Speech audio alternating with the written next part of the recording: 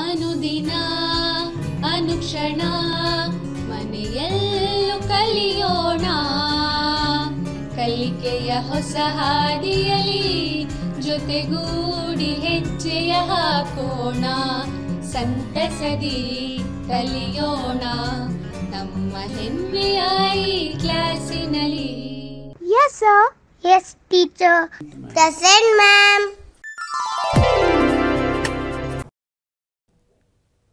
ಪ್ರೀತಿಯ ಮಕ್ಕಳೇ, ತಮ್ಮೆಲ್ಲರಿಗೂ ಸಂವೇದ ಈ ಕಲಿಕಾ ಕಾರ್ಯಕ್ರಮಕ್ಕೆ ಆತ್ಮೀಯವಾದ ಸ್ವಾಗತ. ಮಕ್ಕಳೇ, ಈ ದಿನ ನಾವು 6ನೇ ತರಗತಿ ಗಣಿತ ವಿಷಯದಲ್ಲಿ ಅಧ್ಯಾಯ 13 ಸಮಮಿತಿ ಎಂಬ ಪಾಠವನ್ನು ಅಧ್ಯಯನ ಮಾಡೋಣ.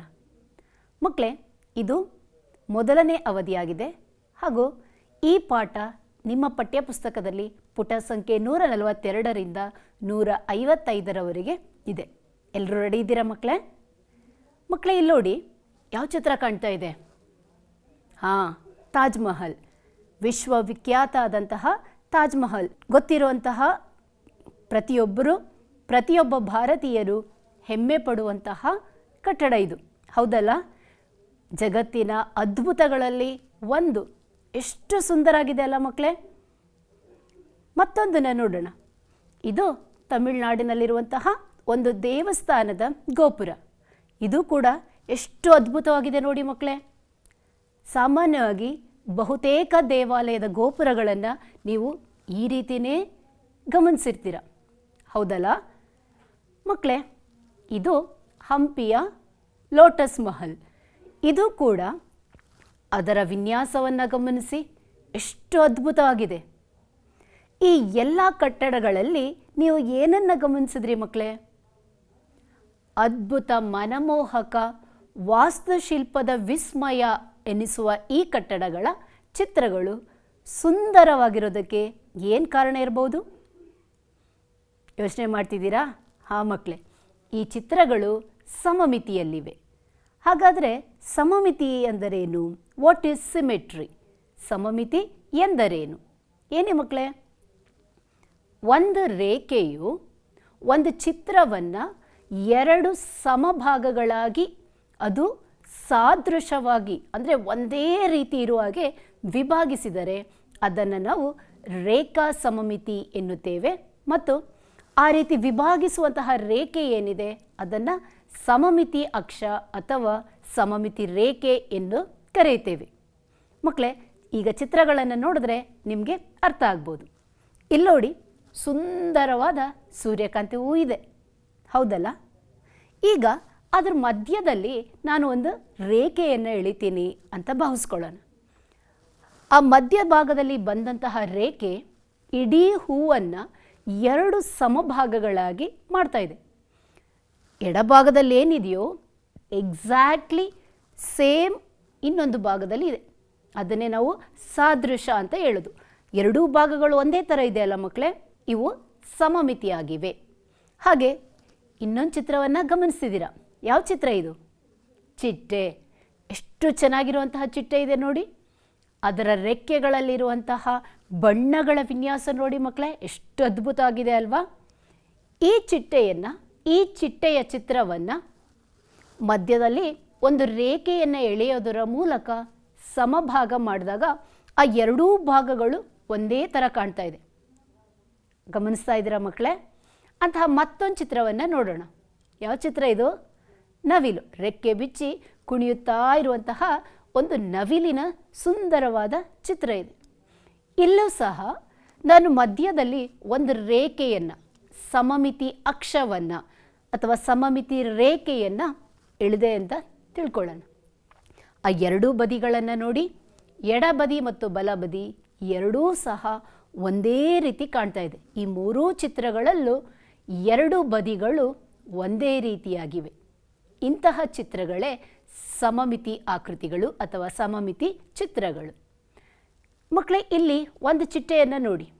ಚಿಟ್ಟೆ ತನ್ನ ರೆಕ್ಕೆಗಳನ್ನು ಮುಚ್ಕೊಳ್ತಾ ಇದ್ದಂಗೆ ಒಂದು ಅರ್ಧ ಭಾಗ ಕಾಣ್ತಿದೆ. ಅದನ್ನು ತೆಗೆದಾಗ 2 ಭಾಗಗಳು ಒಂದೇ ರೀತಿಯಾಗಿ ಇರೋದನ್ನು ತಾವು ಗಮನಿಸ್ತಾ ಇದ್ದೀರ, ಹೌದಲ್ಲ? ಅಂತಹ ಮತ್ತೊಂದು ಉದಾಹರಣೆ. ಯಾವ ಎಲೆ ಇದು? ಸರಿಯಾಗಿ ಹೇಳ್ತಿದ್ದೀರ ಮಕ್ಕಳೇ. ಮುಟ್ಟಿದರೆ ಮುನಿ. ಮುಟ್ಟಿದರೆ ಮುನಿ ಸೊಪ್ಪು ಅಥವಾ ಮುಟ್ಟಿದರೆ ಮುನಿ ಗಿಡ. ಇವುಗಳಲ್ಲಿ ನೀವು ಗಮನಿಸ್ತಾ ಇದ್ದೀರ ಆ ಎಲೆಯ ಮಧ್ಯದಲ್ಲಿರುವಂತಹ ಗೆರೆ. ಅದನ್ನು ನೀವು ಮುಟ್ಟಿದ ತಕ್ಷಣ ಎಲ್ಲ ಎಲೆಗಳು ಯಾವ ರೀತಿ ಅಂಟ್ಕೊಳ್ತಾ ಇದೆ ನೋಡಿ ಮಕ್ಕಳೇ. ಎರಡೂ ಬದಿಯಲ್ಲಿರುವಂತಹ ಪ್ರತಿಯೊಂದು ಎಲೆಗಳು ಕೂಡ ಸಮಮಿತಿಯಲ್ಲಿವೆ. ಇದನ್ನು ಸಹ ನಾವು ಸಮಮಿತಿಗೆ ಉದಾಹರಣೆಯಾಗಿ ಕೊಡ್ಬೋದು. ನೋಡಿದ್ರಾ ಮಕ್ಕಳೇ, ಇಲ್ಲಿ ನೋಡಿ, ಚಿತ್ರದ ಎರಡೂ ಭಾಗಗಳು ದರ್ಪಣದ ಅಥವಾ ಕನ್ನಡಿಯ ಪ್ರತಿರೂಪದಂತಿರುತ್ತದೆ. ನಾವು ಕನ್ನಡಿನ ಇಟ್ಟರೆ ನಮಗೆ ಹೇಗೆ ಅದರ ಪ್ರತಿರೂಪ ಕಾಣ್ತದೋ ಹಾಗೆ ಚಿತ್ರದ ಎರಡೂ ಭಾಗಗಳು ದರ್ಪಣದ ಪ್ರತಿರೂಪದಂತಿರುತ್ತವೆ. ಇಲ್ಲಿ ದರ್ಪಣದ ರೇಖೆಯನ್ನು ಆ ಚಿತ್ರದ ಸಮಮಿತಿ ರೇಖೆ ಅಥವಾ ಸಮಮಿತಿ ಅಕ್ಷ ಎನ್ನುತ್ತೇವೆ. ಉದಾಹರಣೆಗೆ ಇಲ್ಲಿ ಒಂದು ಚಿತ್ರವನ್ನು ಅರ್ಧ ಭಾಗವನ್ನು ಕೊಟ್ಟಿದ್ದೀನಿ ಮಕ್ಕಳೇ. ಈಗ ನೋಡೋಣ, ಇದರ ಮಧ್ಯದಲ್ಲಿ ಒಂದು ದರ್ಪಣವನ್ನು ಅಥವಾ ಒಂದು ಕನ್ನಡಿ ಇದೆ ಅಂತ ಭಾವಿಸಿದ್ರಾ? ಕನ್ನಡಿಯನ್ನು ಇಟ್ಟಾಗ ಅದರ ಮತ್ತೊಂದು ಭಾಗ ಹೇಗೆ ಕಾಣುತ್ತೆ? ಅದೇ ರೀತಿ ಕಾಣ್ತಾ ಇದೆಯಲ್ಲ ಮಕ್ಕಳೇ. ಇದು ಸಮಮಿತಿ. ಆ ಮಧ್ಯದಲ್ಲಿರುವಂತಹ ರೇಖೆಯನ್ನು ನಾವು ಸಮಮಿತಿ ರೇಖೆ ಅಥವಾ ಸಮಮಿತಿ ಅಕ್ಷ ಎಂದು ಕರೆಯುತ್ತೇವೆ. ಅರ್ಥ ಆಯ್ತಾ ಮಕ್ಕಳೇ? ಈಗ ದರ್ಪಣವನ್ನು ಬಳಸಿಕೊಂಡು ಹೇಗೆ ಸಮಮಿತಿ ಆಕೃತಿಗಳು ಉಂಟಾಗುತ್ತವೆ ಅನ್ನೋದನ್ನು ಒಂದು ಪುಟ್ಟ ವಿಡಿಯೋ ನೋಡ್ಕೊಂಡು ಬರೋಣ ಮಕ್ಕಳೇ. ಇಲ್ಲಿ ದರ್ಪಣದ ರೇಖೆ ಸಮಮಿತಿ ರೇಖೆಯಾಗಿ ವರ್ತಿಸ್ತಾ ಇದೆ. ಈ ಚಿತ್ರದ ಪ್ರತಿಬಿಂಬವನ್ನು ನೀವು ಕನ್ನಡಿಯಲ್ಲಿ ಕಾಣ್ಬೋದು. ಅದೆರಡು ಒಂದೇ ಥರ ಇದೆ ಅಲ್ಲ ಮಕ್ಕಳೇ. ಇದು ಕೂಡ ಸಮಮಿತಿ ಆಕೃತಿಗೆ ಉದಾಹರಣೆ. ಹಾಗೆ ಇನ್ನೂ ಎರಡು ಚಿತ್ರಗಳನ್ನು ನೋಡೋಣ. ನೋಡಿ, ಚಿತ್ರ ಮತ್ತು ಅದರ ಪ್ರತಿಬಿಂಬ. ಮತ್ತೊಂದು ಚಿತ್ರವನ್ನು ಗಮನಿಸಿ ಮಕ್ಕಳೇ. ಚಿತ್ರ ಹೇಗಿದೆ ಮತ್ತು ಅದರ ಪ್ರತಿಬಿಂಬ ಹೇಗಿದೆ ಅನ್ನೋದನ್ನು ನೀವಿಲ್ಲಿ ಕಾಣ್ತಾ ಇದ್ದೀರಾ. ವಿಡಿಯೋ ನೋಡಿದ್ರಿ ಅಲ್ವಾ ಮಕ್ಕಳೇ? ಹಾಗಾದರೆ ಇಲ್ಲಿರುವಂತಹ ಸಮಮಿತಿ ಆಕೃತಿಗಳನ್ನು ಗಮನಿಸಿ. ಮೊದಲನೇ ಚಿತ್ರ, ಮನೆಯ ಆಕೃತಿಯಲ್ಲಿ ಮೇಲ್ಛಾವಣಿಯಿಂದ ಎಳೆದಂತಹ ರೇಖೆ. ಆ ಸಮಮಿತಿ ರೇಖೆಯು ಮನೆಯನ್ನು ಏನು ಮಾಡ್ತಾ ಇದೆ? ಎರಡು ಸಮಭಾಗಗಳಾಗಿ ಮಾಡ್ತಾ ಇದೆ ಅಲ್ವಾ? ಹಾಗೆ ಸೇಬಿನ ಹಣ್ಣಿನ ಚಿತ್ರ ನೋಡಿ, ಅದು ಕೂಡ ಸರಿಯಾಗಿ ಎರಡು ಭಾಗಗಳನ್ನಾಗಿ ಮಾಡ್ತಾ ಇದೆ. ಹೂವನ್ನು ಗಮನಿಸಿ ಮಕ್ಕಳೇ. ಮೇಲಿಂದ ಎಳೆದಿರುವಂತಹ ರೇಖೆ, ಇದನ್ನು ನಾವು ಲಂಬ ರೇಖೆ ಅಥವಾ ಲಂಬ ಸಮಮಿತಿ ಅಕ್ಷ ಅಂತ ಕೂಡ ಹೇಳ್ಬೋದು. ಈ ಲಂಬ ಸಮಮಿತಿ ರೇಖೆ ಇಡೀ ಹೂವನ್ನು ಎರಡು ಭಾಗಗಳಾಗಿ ಮಾಡ್ತಾ ಇದೆ. ಅದು ಸೇಮ್ ಇರುವಂಥದ್ದು, ಸಿಮಿಲರ್ ಆಗಿರುವಂತಹ ಭಾಗವನ್ನು ಮಾಡ್ಬೋದು ಮಕ್ಕಳೇ. ಇಲ್ಲಿ ಲಂಬವಾಗಿ ಎಳಿಬೇಕು ಅಂತ ಏನಿಲ್ಲ. ಈ ಹೂವನ್ನು ಅರ್ಧ ಭಾಗ ಮಾಡಿದಾಗನು ಅಡ್ಡ ರೇಖೆಯನ್ನು ಎಳೆದಾಗ ಕೂಡ ಅದೇ ಚಿತ್ರ ನಿಮಗೆ ಕಾಣಿಸುತ್ತೆ, ಹೌದಲ್ವಾ? ಮತ್ತೊಂದು ಚಿಟ್ಟೆಯನ್ನು ನೋಡಿದ್ವಿ, ಬಟರ್ಫ್ಲೈ ಚಿತ್ರ ನಾವು ಫಸ್ಟ್ ಉದಾಹರಣೆಯಲ್ಲೇ ತೆಗೆದುಕೊಂಡ್ವಿ. ಈ ಚಿತ್ರದಲ್ಲೂ ಕೂಡ ಚಿಟ್ಟೆ ಎರಡು ಸಮಭಾಗಗಳಾಗಿ ಕಾಣ್ತಾ ಇದೆ. ಏರೋಪ್ಲೇನ್ ಚಿತ್ರವನ್ನು ನೋಡಿ, ಎರಡು ಸಮಭಾಗ ಸಿಗ್ತಾ ಇದೆಯಾ? ಹಾಂ ಮಕ್ಕಳೇ, ಇಲ್ಲಿರುವಂತಹ ಗುರುತು ಕೂಡ ಎರಡು ಸಮಭಾಗಗಳನ್ನು ಸೂಚಿಸ್ತಾ ಇದೆ. ಹಾಗಾದರೆ ಮಕ್ಕಳೇ, ಈಗ ಸಮಮಿತಿ ಚಿತ್ರಗಳನ್ನು ಹೇಗೆ ತಯಾರಿಸೋದು ಅಂತ ಒಂದು ಚಟುವಟಿಕೆಯನ್ನು ನೋಡ್ಕೊಂಡು ಬರೋಣ ಮಕ್ಕಳೇ. ಈಗ ಸಮಮಿತಿ ಆಕೃತಿಯನ್ನು ಹೇಗೆ ತಯಾರಿಸೋದು ಅನ್ನೋದನ್ನು ತೋರಿಸ್ತೀನಿ ನೋಡಿ. ಮೊದಲಿಗೆ ಒಂದು ಪೇಪರ್ನ ತಗೊಳ್ಳಿ, ನಿಮ್ಗೆ ಇಷ್ಟವಾದ ಬಣ್ಣಗಳನ್ನ ಅದ್ರ ಮೇಲೆ ಹಾಕ್ತಾ ಬನ್ನಿ. ಈಗ ಇದನ್ನು ಸರಿಯಾಗಿ ಮಧ್ಯದಲ್ಲಿ ಮಡಚಿ ಮಕ್ಕಳೇ. ಮಡಚಿ ಸ್ವಲ್ಪ ಬಣ್ಣವನ್ನು ಉಜ್ಜಿ. ಯಾವ ಆಕೃತಿ ಉಂಟಾಗಿದೆ ನೋಡೋಣ. ಇದು ಒಂದು ಸಮಮಿತಿಯಾಗಿದೆ. ಹೀಗೆ ಇನ್ನೊಂದು ಆಕೃತಿ ತಯಾರಿಸೋದು ಹೇಗೆ ಅಂತ ನೋಡ್ತೀನಿ. ಈಗ ಇನ್ನೊಂದು ಚಟುವಟಿಕೆ ನೋಡೋಣ ಮಕ್ಕಳೇ. ಒಂದು ಬಿಳಿ ಹಾಳೆ ತೆಗೆದುಕೊಳ್ಳಿ. ಹಾಗೆ ಒಂದು ದಾರವನ್ನು ತೆಗೆದುಕೊಂಡು ಅದನ್ನು ಅನೇಕ ಬಣ್ಣಗಳಲ್ಲಿ ಅದ್ದುತ್ತಾ ಬನ್ನಿ. ನೋಡಿ, ಮೊದಲ ಸ್ವಲ್ಪ ಭಾಗವನ್ನು ನಾನು ಹಳದಿ ಬಣ್ಣದಲ್ಲಿ ಅದ್ದಿದ್ದೀನಿ. ನಂತರ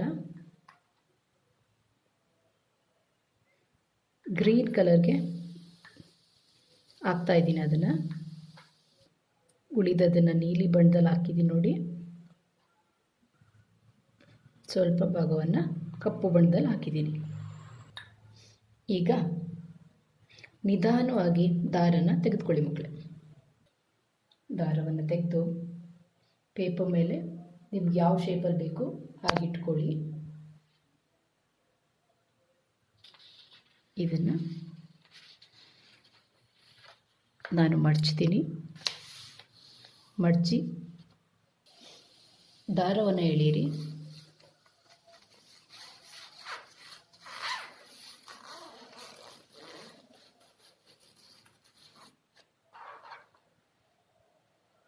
ಈಗ ದೊರೆತಿರೋ ಆಕೃತಿ ಯಾವುದು ನೋಡೋಣ ಮಕ್ಕಳೇ.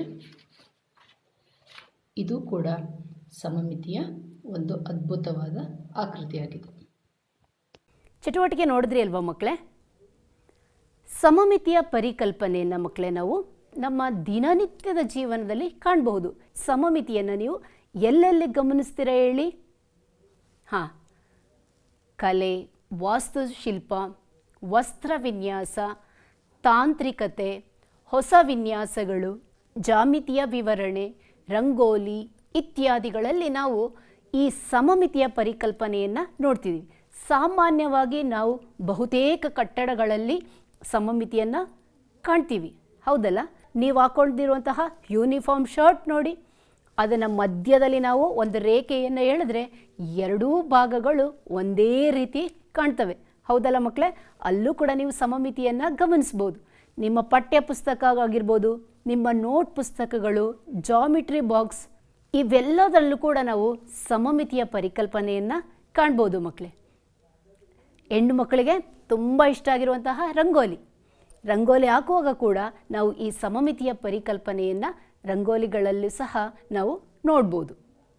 ಹಾಗಾದರೆ ಈಗ ನಿಮಗೆ ಒಂದು ಪ್ರಶ್ನೆ ಇದೆ. ಏನಂತ?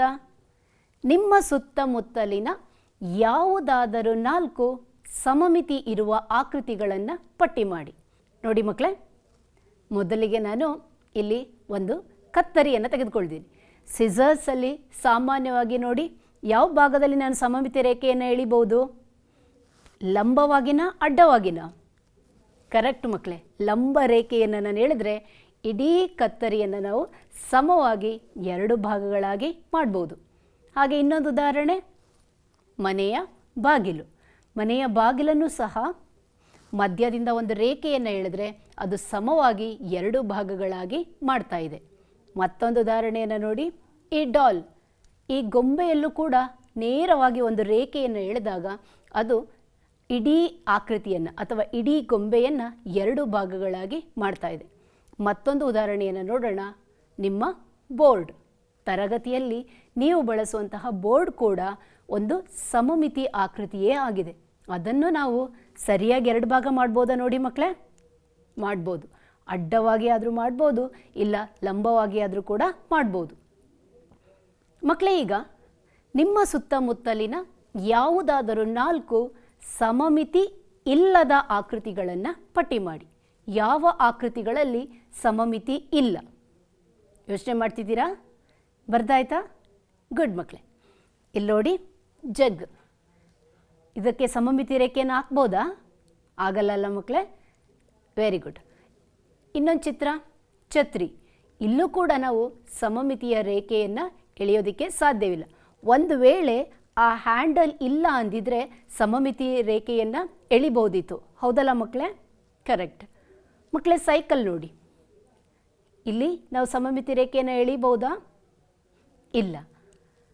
ಮತ್ತೊಂದು ಬಾಳೆಹಣ್ಣಿನ ಚಿತ್ರ, ಇಲ್ಲೂ ಕೂಡ ಸಮಮಿತಿ ರೇಖೆಯನ್ನು ಎಳೆಯೋದಕ್ಕೆ ಆಗ್ತಾ ಇಲ್ಲ. ಇಂತಹ ಅನೇಕ ಉದಾಹರಣೆಗಳನ್ನು ನೀವು ನಿಮ್ಮ ದಿನನಿತ್ಯದ ಜೀವನದಲ್ಲಿ ಗಮನಿಸಿರ್ತೀರ ಮಕ್ಕಳೇ. ಇವಾಗ ಚೌಕುಳಿ ಹಾಳೆಯ ಮೇಲೆ ಅಂದರೆ ಗ್ರಾಫ್ ಹಾಳೆಯ ಮೇಲೆ ಸಮಮಿತಿ ಆಕೃತಿಯನ್ನು ಹೇಗೆ ಪೂರ್ಣಗೊಳಿಸೋದು ಅಂತ ಒಂದು ಚಟುವಟಿಕೆ ನೋಡ್ಕೊಂಡು ಬರೋಣ ಮಕ್ಕಳೇ. ಗ್ರಾಫ್ ಹಾಳೆಯಲ್ಲಿ ಸಮಮಿತಿ ಆಕೃತಿಯನ್ನು ಪೂರ್ಣಗೊಳಿಸೋದು ಹೇಗೆ ಅಂತ ನೋಡಿ. ಇಲ್ಲಿ ಆಕೃತಿಯ ಒಂದು ಭಾಗವನ್ನು ಕೊಟ್ಟಿದ್ದಾರೆ. ಆವಾಗ ಮೊದಲು ನೀವೇನು ಮಾಡ್ತೀರಾ? ಒಂದು ಸಮಮಿತಿ ಅಕ್ಷವನ್ನು ಎಳ್ಕೊಳ್ಳಿ. ನಂತರ ಈ ಭಾಗದಲ್ಲಿ ಎಡಭಾಗದಲ್ಲಿ ಬಂದಂತೆ ಬಲಭಾಗದಲ್ಲಿ ಅಳತೆಗಳನ್ನ ಕೌಂಟ್ ಮಾಡಿಕೊಂಡು ನೀವು ರೇಖೆಗಳನ್ನ ಎಳ್ಕೊಂಡೋಗಿ ಮಕ್ಕಳೇ.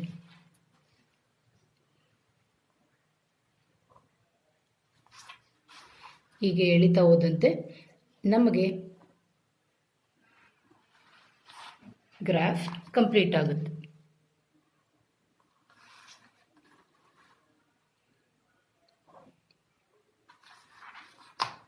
ನೋಡಿ, ಕೌಂಟ್ ಮಾಡ್ಕೊಳ್ಳಿ.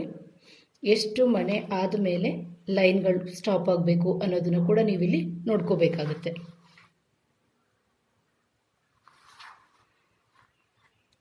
ಈ ರೀತಿಯಾಗಿ ಕೊಟ್ಟಿರುವ ಸಮಮಿತಿ ಆಕೃತಿಯನ್ನು ಗ್ರಾಫ್ ಹಾಳೆಯ ಸಹಾಯದಿಂದ ಪೂರ್ಣಗೊಳಿಸಬಹುದು. ಚಟುವಟಿಕೆ ನೋಡಿದ್ರಿ ಅಲ್ವಾ ಮಕ್ಕಳೇ? ಇಲ್ಲಿ ನೋಡಿ, ಅದೇ ರೀತಿಯ ಒಂದು ಆಕೃತಿಯನ್ನು ನಾನು ಈ ಗ್ರಾಫ್ ಹಾಳೆ ಮೇಲೆ ತೆಗೆದುಕೊಂಡಿದ್ದೀನಿ. ಆದರೆ ಇದು ಪೂರ್ತಿಯಾಗಿಲ್ಲ. ಈಗ ನೀವು ಅದನ್ನು ಪೂರ್ಣಗೊಳಿಸಬೇಕು. ಸ್ಟಾರ್ಟ್ ಮಾಡಿ. ಮೊದಲಿಗೆ ಏನು ಮಾಡೋಣ, ಒಂದು ಸಮಮಿತಿ ರೇಖೆಯನ್ನು ಎಳ್ಕೊಳ್ಳೋಣ. ಸಮಮಿತಿ ರೇಖೆಯನ್ನು ಎಳೆದಾಯಿತು. ಈಗ ಮೇಲ್ಭಾಗದಲ್ಲಿ ಹೇಗಿದೆ ಅದೇ ರೀತಿ ನಾವು ಸಮಮಿತಿ ರೇಖೆಯ ಕೆಳಭಾಗದಲ್ಲೂ ಕೂಡ ನಾವು ಡ್ರಾ ಮಾಡಬೇಕಾಗಿದೆ. ಸ್ಟಾರ್ಟ್ ಮಾಡಿ ಮಕ್ಕಳೇ. ಹೇಗೆ ಮಾಡ್ತೀರಾ? ಮೊದಲನೇದಾಗಿ ಒಂದು ರೇಖೆಯನ್ನು ಎಳೆದೆ ಹೀಗೆ ಬರಿತಾ ಇದ್ದೀರಾ ಅಲ್ವಾ? ಸೇಮ್ ಬರ್ತಿದೆಯಾ ಮಕ್ಕಳೇ? ಗುಡ್. ಹೀಗೆ ನಾವು ಒಂದು ಸಮಮಿತಿ ಆಕೃತಿಯನ್ನು ಗ್ರಾಫ್ ಹಾಳೆಯನ್ನು ಬಳಸ್ಕೊಂಡು ಚಿತ್ರಿಸಬಹುದು. ಅಂತಹ ಮತ್ತೊಂದು ಉದಾಹರಣೆಯನ್ನು ನೋಡಿ. ಇಲ್ಲಿ ಮತ್ತೊಂದು ಆಕೃತಿ ಇದೆ. ಇದನ್ನು ಸಹ ನೀವು ಪೂರ್ಣಗೊಳಿಸಿ. ಮೊದಲಿಗೆ ಸಮಮಿತಿ ಅಕ್ಷವನ್ನು ಎಳ್ಕೊಳ್ಳಿ ಮಕ್ಕಳೇ. ಎಳ್ಕೊಂಡ್ರಾ? ನೆಕ್ಸ್ಟು ಫಿಲ್ ಮಾಡ್ತಾ ಹೋಗಿ.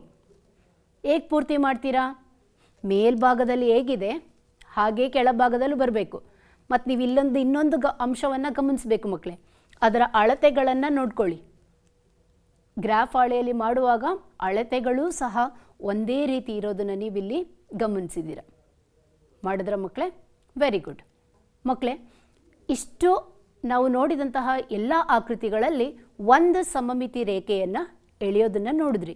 ಈಗ ಎರಡು ಸಮಮಿತಿ ರೇಖೆಗಳಿರುವಂತಹ ಚಿತ್ರಗಳನ್ನು ಗಮನಿಸೋಣ.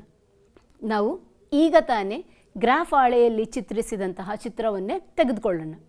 ಈಗ ನಾನು ನಿಮಗೆ ಈ ಚಿತ್ರವನ್ನು ಕೊಟ್ಟು ಸಮಮಿತಿ ರೇಖೆಯನ್ನು ಬರೆಯಿರಿ ಅಂತ ಕೊಟ್ಟರೆ ಹೇಗೆ ಡ್ರಾ ಮಾಡ್ತೀರಾ ಮಕ್ಕಳೇ?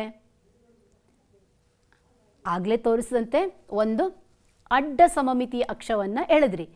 ಹಾಗಾದರೆ ಇನ್ನು ಯಾವ ರೀತಿ ಮಡಚಿದ್ರೆ ನಮಗೆ ಎರಡೂ ಆಕೃತಿಗಳು ಒಂದಕ್ಕೊಂದು ಸಮವಾಗಿ ಕೂರ್ತದೆ? ಹೇಗೆ ಮಾಡ್ಬೋದು? ಸರಿಯಾಗಿ ಹೇಳಿದ್ರಿ. ಲಂಬವಾಗಿ ಕೂಡ ನಾವು ಅದನ್ನು ಮಡಚಿದಾಗ ನಮಗೆ ಎರಡೂ ಬದಿಯ ಆಕಾರಗಳು ಏನಿದೆ ಅದು ಸಮವಾಗಿ ಇರುತ್ತದೆ. ಹಾಗಾದರೆ ಈ ಆಕೃತಿಯಲ್ಲಿ ಎಷ್ಟು ಸಮಮಿತಿ ಅಕ್ಷಗಳನ್ನು ಎಳೆದಿದ್ದೇನೆ? ಒಂದು ಲಂಬ ಸಮಮಿತಿ ಮತ್ತು ಒಂದು ಅಡ್ಡ ಸಮಮಿತಿ ರೇಖೆ ಅನ್ನುವಂತಹ ಎರಡು ರೇಖೆಗಳನ್ನು ನಾವು ಈ ಚಿತ್ರದಲ್ಲಿ ಎಳೆದಿದ್ದೇವೆ. ಈಗ ಈ ಚಿತ್ರಗಳಿಗೆ ನಾನು ಕೆಲವೊಂದು ಚಿತ್ರಗಳನ್ನ ಕೊಡ್ತೀನಿ ಮಕ್ಕಳೇ. ಈ ಚಿತ್ರಗಳಿಗೆ ಎಷ್ಟು ಸಮಮಿತಿ ರೇಖೆಗಳಿವೆ ಅನ್ನೋದನ್ನು ನೀವು ಗಮನಿಸಿ. ಯಾವ ಆಕಾರ ಅದು? ಆಯತಾಕಾರ. ಈ ಆಯತಾಕಾರಕ್ಕೆ ಸಮಮಿತಿ ರೇಖೆಗಳನ್ನು ಎಳೆಯಿರಿ. ಹೇಗೆ ಎಳಿಬೋದು?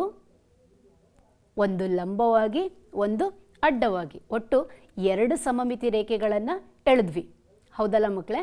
ಹಾಗಾದರೆ ಇನ್ನೊಂದು ಚಿತ್ರ ನೋಡಿ. ಯಾವ ಚಿತ್ರ ಇದು? Very good. ಗಾಳಿಪಟದ ಚಿತ್ರ ಅಲ್ವಾ? ಗಾಳಿಪಟಕ್ಕೆ ನಾವು ಎಷ್ಟು ಸಮಮಿತಿ ರೇಖೆಗಳನ್ನು ಎಳಿಬೋದು ಮಕ್ಕಳೇ? ಅಲ್ಲೇ ಕೊಟ್ಟಿರುವಂತೆ ಒಂದು ಲಂಬ ರೇಖೆ ಮತ್ತೊಂದು ಅಡ್ಡದಾಗಿ ಕೂಡ ಎಳಿಬೋದು. ಈ ಎರಡೂ ಚಿತ್ರಗಳಲ್ಲಿ ಎಷ್ಟು ಸಮಮಿತಿ ರೇಖೆ ಇದೆ ಹೇಳಿ? ಎರಡು ಸಮಮಿತಿ ರೇಖೆಗಳಿವೆ. ಹೌದಲ್ಲ ಮಕ್ಕಳೇ? ಮಕ್ಕಳೇ, ಇಲ್ಲಿ ಎರಡು ಸಮಮಿತಿ ರೇಖೆಗಳಿರುವಂತಹ ಕೆಲವೊಂದು ಆಕೃತಿಗಳನ್ನು ಕೊಟ್ಟಿದ್ದೀನಿ. ಅದಕ್ಕೆ ಹೇಗೆ ಎರಡು ಸಮಮಿತಿ ರೇಖೆಗಳನ್ನು ಎಳಿಬೋದು ಅನ್ನೋದನ್ನು ನೋಡಿ. ನೀವು ಎಳೆದಂತಹ ರೇಖೆ ಚಿತ್ರವನ್ನು ಎರಡೂ ಸಮಭಾಗಗಳಾಗಿ ಮಾಡಬೇಕು. ಮೊದಲನೇದು ನೋಡಿ, ಆಗ್ತಾ ಇದೆಯಾ? Very good. ಅಂತಹ ಎರಡನೇ ಚಿತ್ರದಲ್ಲೂ ಈ ಆಕೃತಿಯಲ್ಲೂ ಕೂಡ ನೀವು ಲಂಬವಾಗಿ ಎಳೆದಾಗ ಎರಡೂ ಬದಿ ಒಂದೇ ಥರ ಬರ್ತಾ ಇದೆ. ಹಾಗೆ ಅಡ್ಡ ಸಾಲಿಂದನೂ ತಗೊಳ್ಳಿ, ಆಗ ಕೂಡ ಮೇಲಿನ ಬದಿ ಮತ್ತು ಕೆಳಗಿನ ಬದಿ ಎರಡೂ ಸಮವಾಗಿ ಬರ್ತಾ ಇದೆ. ಮತ್ತೊಂದು ಚಿತ್ರ ಪ್ಲಸ್ ಚಿತ್ರ. ಅಲ್ಲಿ ನೋಡಿ ಮಕ್ಕಳೇ, ಅಲ್ಲೂ ಸಹ ನಾವು 2 ರೇಖೆಗಳನ್ನು ಎಳಿಬಹುದು. ಮತ್ತೊಂದು ಆಕೃತಿ ಮಾಡಿದ್ರಾ? Very good. ಕೊನೆ ಆಕೃತಿಯನ್ನು ನೋಡಿ, ಮುಗಿಸ್ಬಿಟ್ರಾ? ಗುಡ್ ಮಕ್ಕಳೇ. ಇಲ್ಲೂ ನಾವು 2 ಸಮಮಿತಿ ಇರುವಂತಹ ಆಕೃತಿಗಳು ಆಗಿವೆ. ಇವೆಲ್ಲವೂ 2 ಸಮಮಿತಿ ರೇಖೆಗಳಿರುವಂತಹ ಆಕೃತಿಗಳೇ ಆಗಿವೆ. ಮಕ್ಕಳೇ, ಈಗ 2 ಮಡಿಕೆ ಇರುವ ಕಾಗದವನ್ನು ಕತ್ತರಿಸಿದಾಗ ಉಂಟಾಗುವ ಆಕಾರಗಳು ಹೇಗಿರ್ತವೆ ಅನ್ನೋದನ್ನು ಒಂದು ವಿಡಿಯೋ ನೋಡ್ಕೊಂಡು ಬರೋಣ. ಮಕ್ಕಳು, ಒಂದು ಕಾಗದವನ್ನು ತೆಗೆದುಕೊಂಡು ಮೊದಲು ಅದನ್ನು 2 ಮಡಿಕೆ ಮಾಡ್ಕೊಳ್ಳಿ. ಆಗ ಈ ಮಡಿಕೆ ಏನಿದೆ ಅದು ಸಮಮಿತಿ ರೇಖೆಯಾಗಿ ವರ್ತಿಸುತ್ತದೆ. ಇಲ್ಲಿಂದ ನಿಮ್ಗೆ ಯಾವ ಶೇಪ್ ಬೇಕು ಕಟ್ ಮಾಡ್ಕೊಂಡು ಹೋಗಿ.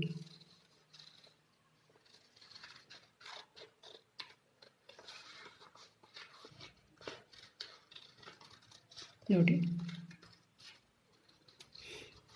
ನಂತರ ಯಾವ ಆಕೃತಿ ದೊರೆತಿದೆ ನೋಡೋಣ.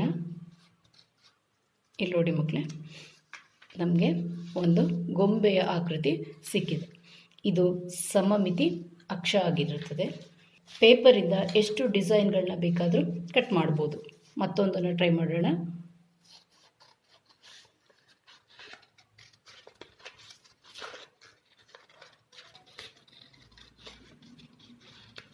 ಗೊತ್ತಾಗ್ತಿದೆಯಾ ಮಕ್ಕಳೇ ಏನು ಮಾಡ್ತಿದ್ದೀನಿ ಅಂತ? ಈ ರೀತಿಯ ಒಂದು ಆಕೃತಿ ಕೂಡ ನಮಗೆ ಸಿಗ್ತಿದೆ. ಹೀಗೆ ಕಾಗದವನ್ನು ಮಡಿಕೆ ಮಾಡೋದ್ರಿಂದ ಅನೇಕ ಸಮಮಿತಿ ಆಕೃತಿಗಳನ್ನ ನೀವು ಕತ್ತರಿಸ್ಕೋಬಹುದು. ಚಟುವಟಿಕೆ ನೋಡಿದ್ರಿ ಅಲ್ವಾ ಮಕ್ಕಳೇ? ಮಕ್ಕಳೇ, ಇಷ್ಟೊತ್ತು ನೀವು ಕೇಳಿದಂತಹ ಪಾಠದಲ್ಲಿ ಒಂದು ಅಂಶವನ್ನು ಗಮನಿಸಿರ್ತೀರ. ಏನು? ಕೆಲವು ಆಕೃತಿಗಳು ಕೇವಲ ಒಂದೇ ಒಂದು ಸಮಮಿತಿ ರೇಖೆಯನ್ನು ಹೊಂದಿರುತ್ತವೆ. ಇನ್ನು ಕೆಲವು ಆಕೃತಿಗಳು 2 ಸಮಮಿತಿ ಅಕ್ಷಗಳನ್ನು ಹೊಂದಿರ್ತವೆ. ಮತ್ತೆ ಕೆಲವು 3 ಇರ್ಬೋದು ಅಥವಾ 3ಕ್ಕಿಂತ ಹೆಚ್ಚು ಸಮಮಿತಿ ರೇಖೆಗಳನ್ನು ಹೊಂದಿರೋದನ್ನು ನಾವು ಕಾಣ್ತೀವಿ. ಅಂತಹ ಕೆಲವೊಂದು ಆಕೃತಿಗಳನ್ನು ನೋಡೋಣವಾ ಮಕ್ಕಳೇ? ಇದು ಎಂತಹ ತ್ರಿಭುಜ? ಇದು ಒಂದು ಸಮಬಾಹು ತ್ರಿಭುಜ ಆಗಿದೆ. ಸಮಬಾಹು ತ್ರಿಭುಜ ನಿಮಗೆ ಗೊತ್ತಿದೆ, ಪ್ರತಿ ಬಾಹುವಿನ ಅಳತೆ ಒಂದೇ ಇದ್ದಾಗ ನಾವು ಈ ತ್ರಿಭುಜವನ್ನು ಸಮಬಾಹು ತ್ರಿಭುಜ ಅಂತ ಕರಿತೀವಿ. ಈ ಸಮಬಾಹು ತ್ರಿಭುಜದಲ್ಲಿ ಎಷ್ಟು ಸಮಮಿತಿ ರೇಖೆಗಳನ್ನು ಎಳಿಬಹುದು? ಮಕ್ಕಳೇ ನೋಡಿ, ಮೇಲಿನ ಶೃಂಗದಿಂದ ಪಾದಕ್ಕೆ ನಾವು ಸಮನಾಗಿ ಒಂದು ರೇಖೆಯನ್ನು ಎಳೆದ್ರೆ ಅದು ಸಮಬಾಹು ತ್ರಿಭುಜವನ್ನು 2 ಲಂಬಕೋನ ತ್ರಿಭುಜಗಳಾಗಿ ವಿಭಾಗಿಸ್ತಾ ಇದೆ. ಹೌದಲ್ವಾ? ಹಾಗೆ ಮತ್ತೊಂದು ಶೃಂಗದಿಂದ ಎಳೆದಾಗ ಅದು ಕೂಡ 2 ಲಂಬಕೋನ ತ್ರಿಭುಜಗಳಾಗಿ ಮಾಡ್ತಾ ಇದೆ. 3ನೇ ಶೃಂಗದಿಂದ ಕೂಡ ನಾವು ಮತ್ತೊಂದು ಸಮಮಿತಿ ರೇಖೆಯನ್ನು ಎಳಿಬಹುದು. ಹಾಗಾದರೆ ಮಕ್ಕಳೇ, ಸಮಬಾಹು ತ್ರಿಭುಜಕ್ಕೆ ನಾವು ಒಟ್ಟು ಎಷ್ಟು ಸಮಮಿತಿ ರೇಖೆಗಳನ್ನು ರಚಿಸ್ಬೋದು? ಕರೆಕ್ಟ್, 3 ಸಮಮಿತಿ ರೇಖೆಗಳನ್ನು ನಾವು ಸಮಬಾಹು ತ್ರಿಭುಜಕ್ಕೆ ಎಳೆಯಬಹುದಾಗಿದೆ. ಇಂತಹ ಇನ್ನೊಂದು ಉದಾಹರಣೆಯನ್ನು ನೋಡಿ. ಇದು ಯಾವ ಆಕೃತಿ? ಕರೆಕ್ಟ್ ಮಕ್ಕಳೇ, ಚೌಕಾಕೃತಿ ಅಥವಾ ವರ್ಗಾಕೃತಿ. ಇದಕ್ಕೆ ಸಮಮಿತಿ ರೇಖೆಯನ್ನು ಎಳ್ಕೊಂಡೋಗಿ. ಹೇಗೆ ಮಾಡ್ತಾ ಇದ್ದೀರಾ? ಮೊದಲಿಗೆ ಲಂಬ ಹಾಗೇನೆ ಹಾಕಿದ್ದೀರಾ. ಇಲ್ಲ ಮಿಸ್, ನಾವು ಮೊದಲು ಕರ್ಣವನ್ನು ಎಳೆದಿದ್ದೀವಿ ಅಂತ ಹೇಳ್ತಾ ಇದ್ದೀರಾ? ಅದು ಕೂಡ ಕರೆಕ್ಟ್ ಮಕ್ಕಳೇ. ಅಡ್ಡ ರೇಖೆ, ಮತ್ತೊಂದು ಕರ್ಣವನ್ನು ಸೇರಿಸಿದ್ದೀನಿ. ಇನ್ನೂ ಹೆಚ್ಚಾಗಿ ಎಳಿಬೋದಾ ನೋಡಿ? ಸಾಧ್ಯ ಇಲ್ಲ ಅಲ್ವಾ? ಹಾಗಾದರೆ ಒಂದು ಚೌಕಕ್ಕೆ ಎಷ್ಟು ಸಮಮಿತಿ ರೇಖೆಗಳನ್ನು ಎಳಿಬೋದು ಮಕ್ಕಳೇ? ಸರಿ, ಒಂದು ಚೌಕದಲ್ಲಿ ನಾವು 4 ಸಮಮಿತಿ ರೇಖೆಗಳನ್ನು ಎಳಿಬಹುದಾಗಿದೆ. ಮತ್ತೊಂದು ಉದಾಹರಣೆಯನ್ನು ನೋಡೋಣ. ಇದು ನಿಯಮಿತ ಪಂಚಭುಜಾಕೃತಿ. ನಿಯಮಿತ ಪಂಚಭುಜಾಕೃತಿ ಅಂದರೆ ಈ ಪಂಚಭುಜಾಕೃತಿಯಲ್ಲಿ ಪ್ರತಿ ಬಾಹುಗಳು ಕೂಡ ಸಮವಾಗಿದೆ. ಹೌದಲ್ಲ? ನಿಯಮಿತ ಪಂಚಭುಜಾಕೃತಿಗೆ ಮಾತ್ರ ನಾವು ಈ ರೀತಿಯ ಸಮಮಿತಿ ಅಕ್ಷವನ್ನು ಎಳಿಬಹುದು. ಮೊದಲನೇದಾಗಿ ಎಳೆದಿದ್ದೀನಿ ನೋಡಿ ಮಕ್ಕಳೇ. ಎರಡನೇದು ಮತ್ತೊಂದು ಶೃಂಗದಿಂದ ಒಂದು ಸಮಮಿತಿ ರೇಖೆಯನ್ನು ಎಳೆದಾಯಿತು. ಹಾಗೆ 3ನೇ ಶೃಂಗದಿಂದ, 4ನೇ ಶೃಂಗದಿಂದ ಹಾಗೂ 5ನೇ ಶೃಂಗದಿಂದ 5 ಶೃಂಗಗಳಿಂದ ಅದರ ಎದರಿನ ಬಾಹು ಅಥವಾ ಅಭಿಮುಖ ಬಾಹುವಿಗೆ ಒಂದು ರೇಖೆಯನ್ನು ಎಳೆದನ್ನು ನೀವು ಗಮನಿಸಿದ್ರಿ. ಹಾಗಾದರೆ ನಿಯಮಿತ ಪಂಚಭುಜಾಕೃತಿಯಲ್ಲಿ ಎಷ್ಟು ರೇಖೆಗಳಿವೆ? ಗುಡ್, 5 ಸಮಮಿತಿ ರೇಖೆಗಳಿವೆ. ಮತ್ತೊಂದು ಉದಾಹರಣೆಯನ್ನು ನೋಡೋಣ. ಇದು ನಿಯಮಿತ ಷಡ್ಭುಜಾಕೃತಿ. ಷಡ್ಭುಜಾಕೃತಿ ಅಂದರೆ 6 ಬಾಹುಗಳಿರುವಂತಹ ಚಿತ್ರ. ಈ ನಿಯಮಿತ ಷಡ್ಭುಜಾಕೃತಿಯಲ್ಲಿ 6 ಬಾಹುಗಳು ಸಮವಾಗಿದೆ. ಎಷ್ಟಿರಬೇಕು ಇಲ್ಲಿ? 6 ಶೃಂಗದಿಂದ ಎಳಿಬೇಕಾ? ಇಲ್ಲ, ಒಂದು ಶೃಂಗದಿಂದ ಎಳೆದಾಗ ಅದು ಮತ್ತೊಂದು ಶೃಂಗವನ್ನು ಸೇರಿದೆ. ಸೊ ಹಾಗಾಗಿ ಇಲ್ಲಿ 3 ರೇಖೆಗಳನ್ನು ಎಳೆದಿದ್ದೀನಿ. ಮತ್ತು 3 ರೇಖೆಗಳನ್ನು ನಾವು ಎಳಿಬೋದು ಮಕ್ಕಳೇ. ನೀವು ನಿಯಮಿತ ಷಡ್ಭುಜಾಕೃತಿಯಲ್ಲಿ ಸಾಮಾನ್ಯವಾಗಿ 3 ಅಥವಾ 6 ರೇಖೆಗಳನ್ನು ಎಳೆಯಬಹುದು. ಇಲ್ಲೊಂದು ಸ್ಟಾರ್ ಕಾಣ್ತಾ ಇದೆ ಮಕ್ಕಳೇ, ಟ್ರೈ ಮಾಡಿ. ರಂಗೋಲಿಗಳಲ್ಲಿ ಕೂಡ ನಾವು ಈ ರೀತಿ ಚಿತ್ರವನ್ನು ಹಾಕ್ತಾ ಹೋಗ್ತೀವಿ. ಎಷ್ಟು ಬಂತು? ಒಟ್ಟು 4 ರೇಖೆಗಳನ್ನು ನೀವು ಇಲ್ಲಿ ಎಳಿಬಹುದು. 4 ಸಮಮಿತಿ ರೇಖೆಗಳನ್ನು ಎಳೆಯಬಹುದಾಗಿದೆ. ಕೊನೆಯದಾಗಿ ಒಂದು ವೃತ್ತ. ಇದಕ್ಕೆ ಈಗ ನಾನು ನಿಮಗೆ ಒಂದು 5 ಸೆಕೆಂಡ್ ಕೊಡ್ತೀನಿ. ಎಲ್ಲಿಂದ ಸ್ಟಾರ್ಟ್ ಮಾಡ್ತೀರಾ? ಮಾಡಿದ್ರಾ? ಹೇಗೆ ಬಂತು ನೋಡ್ಕೊಳ್ಳಿ ಮಕ್ಕಳೇ. ಈ ವೃತ್ತದಲ್ಲಿ ಎಷ್ಟು ಸಮಮಿತಿ ರೇಖೆಗಳನ್ನು ಎಳಿಬೋದು? ಇಷ್ಟೇನಾ? ಇನ್ನೂ ಎಳಿಬಹುದಾ?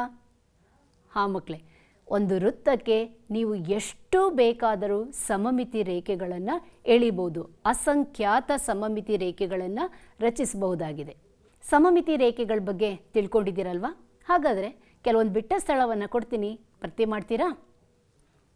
ಮೊದಲನೇ ಪ್ರಶ್ನೆ ನೋಡಿ. ಸಮದ್ವಿಬಾಹು ತ್ರಿಭುಜದಲ್ಲಿ ಎಳೆಯಬಹುದಾದ ಸಮಮಿತಿ ರೇಖೆಗಳ ಸಂಖ್ಯೆ ಡ್ಯಾಶ್. ಒಂದು ಸಮದ್ವಿಬಾಹು ತ್ರಿಭುಜ ಅಂದರೆ 2 ಬಾಹುಗಳು ಮಾತ್ರ ಸಮವಿರುವಂತಹ ತ್ರಿಭುಜದಲ್ಲಿ ಎಷ್ಟು ಸಮಮಿತಿ ರೇಖೆಗಳನ್ನು ಎಳಿಬೋದು? ಯೋಚನೆ ಮಾಡಿ. ವೆರಿ ಗುಡ್ ಮಕ್ಕಳೇ, 1 ಸಮಮಿತಿ ರೇಖೆಯನ್ನು ನಾವು ಎಳೆಯಬಹುದಾಗಿದೆ. ಎರಡನೇ ಪ್ರಶ್ನೆ. ನಿಮ್ಮ ಪಠ್ಯಪುಸ್ತಕದ ಮೇಲೆ ಎಳೆಯಬಹುದಾದ ಸಮಮಿತಿ ರೇಖೆಗಳ ಸಂಖ್ಯೆ ಡ್ಯಾಶ್. ನಿಮ್ಮ ಗಣಿತ ಪುಸ್ತಕ ಅಂತಲೇ ಇಟ್ಕೊಳ್ಳೋಣ. ಪುಸ್ತಕ ಯಾವ ಆಕೃತಿಯಲ್ಲಿದೆ? ಆಯತಾಕೃತಿಯಲ್ಲಿದೆ ಅಲ್ಲ ಮಕ್ಕಳೇ? ಆಯತಕ್ಕೆ ಎಷ್ಟು ಸಮಮಿತಿ ರೇಖೆಗಳಿವೆ? 2 ಅಲ್ವಾ? ಹಾಗಾದರೆ ನಿಮ್ಮ ಪಠ್ಯಪುಸ್ತಕದ ಮೇಲೆ ಎಳೆಯಬಹುದಾದ ಸಮಮಿತಿ ರೇಖೆಗಳ ಸಂಖ್ಯೆ 2. ಸರಿಯಾಗಿ ಹೇಳ್ತಿದ್ದೀರಾ ಮಕ್ಕಳೇ. ಸಮಮಿತಿ ರೇಖೆಯನ್ನು ಎಳೆಯಲು ಸಾಧ್ಯವಿಲ್ಲದ ತ್ರಿಭುಜ ಡ್ಯಾಶ್. ಯಾವ ತ್ರಿಭುಜದ ಮೇಲೆ ನಾವು ಸಮಮಿತಿ ರೇಖೆಯನ್ನು ಎಳೆಯಲು ಸಾಧ್ಯವಿಲ್ಲ? ಎಂತಹ ತ್ರಿಭುಜ? ಅದು ಅಸಮಬಾಹು ತ್ರಿಭುಜ ಆಗಿದೆ. ಬರ್ಕೊಂಡ್ರೆ ಎಲ್ಲರೂ ಮಕ್ಕಳೇ? ಪಾಠ ಅರ್ಥ ಆಗಿದೆಯಲ್ಲ? ಹಾಗಾದರೆ ಈ ದಿನ ತರಗತಿಯಲ್ಲಿ ನಾವು ಯಾವ ಅಂಶಗಳನ್ನು ಕಲ್ತ್ವಿ ಅಂತ ನೋಡ್ಕೊಳ್ಳಿ. ಮೊದಲನೇದಾಗಿ ಸಮಮಿತಿ ಆಕೃತಿಗಳನ್ನು ಗುರುತಿಸೋದನ್ನು ನಾವು ಕಲ್ತಿದ್ದೀವಿ. ಹಾಗೆ ಸಮಮಿತಿ ಆಕೃತಿಗಳಿಗೆ ಸಮಮಿತಿ ರೇಖೆಗಳನ್ನು ಹೇಗೆ ಎಳೆಯೋದು ಅನ್ನೋದನ್ನು ಕೂಡ ತಿಳ್ಕೊಂಡಿದ್ದೀವಿ. ಮತ್ತು ಗ್ರಾಫ್ ಹಾಳೆಯ ಮೇಲೆ ಅಥವಾ ಚೌಕುಳಿ ಹಾಳೆಯ ಮೇಲೆ ಸಮಮಿತಿ ಆಕೃತಿಗಳನ್ನು ಹೇಗೆ ರಚಿಸೋದು ಅನ್ನೋದನ್ನು ಕಲ್ತ್ಕೊಂಡ್ವಿ ಅಲ್ವಾ ಮಕ್ಕಳೇ? ಮತ್ತು ಕೂಡ 2 ಅಥವಾ ಹೆಚ್ಚಿನ ಸಮಮಿತಿ ರೇಖೆಗಳನ್ನು ಎಳೆಯೋದು ಹೇಗೆ, ಹಾಗೂ ಸಮಮಿತಿಯ ಪರಿಕಲ್ಪನೆಯನ್ನು ನಮ್ಮ ದಿನನಿತ್ಯ ಜೀವನದ ಬಳಕೆಯಲ್ಲಿ ಹೇಗೆ ಪ್ರಶಂಸಿಸುವುದು ಅನ್ನುವ ಈ ಎಲ್ಲ ಅಂಶಗಳನ್ನು ನಾವು ಈ ದಿನದ ತರಗತಿಯಲ್ಲಿ ಕಲ್ತ್ಕೊಂಡಿದ್ದೀವಿ. ಹಾಗಾದರೆ ನಿಮಗೆ ಇವತ್ತು ಒಂದು ಯೋಜನೆ ಕೊಡಲಾ ಮಕ್ಕಳೇ? ಒಂದು ಪ್ರಾಜೆಕ್ಟ್ ವರ್ಕ್ ಕೊಡ್ತೀನಿ ಮಕ್ಕಳೇ. ನಿಮ್ಮ ಜಾಮಿಟ್ರಿ ಬಾಕ್ಸಲ್ಲಿ 2 ಮುಮ್ಮೂಲೆ ಪಟ್ಟಿಗಳು ಅಥವಾ ಸೆಟ್ ಸ್ಕ್ವೇರ್ಸ್ ಇದೆ. 2 ಅಥವಾ 2ಕ್ಕಿಂತ ಹೆಚ್ಚು ತೆಗೆದುಕೊಳ್ಳಿ. ಫ್ರೆಂಡ್ಸ್ ಹತ್ರ ಇರೋದನ್ನು ತೆಗೆದುಕೊಂಡು 2 ಅಥವಾ 2ಕ್ಕಿಂತ ಹೆಚ್ಚು ಮೂಲೆ ಪಟ್ಟಿಗಳನ್ನು ಬಳಸ್ಕೊಂಡು ಹಲವಾರು ಸಮಮಿತಿ ಆಕೃತಿಗಳನ್ನು ಪಡೆಯಿರಿ.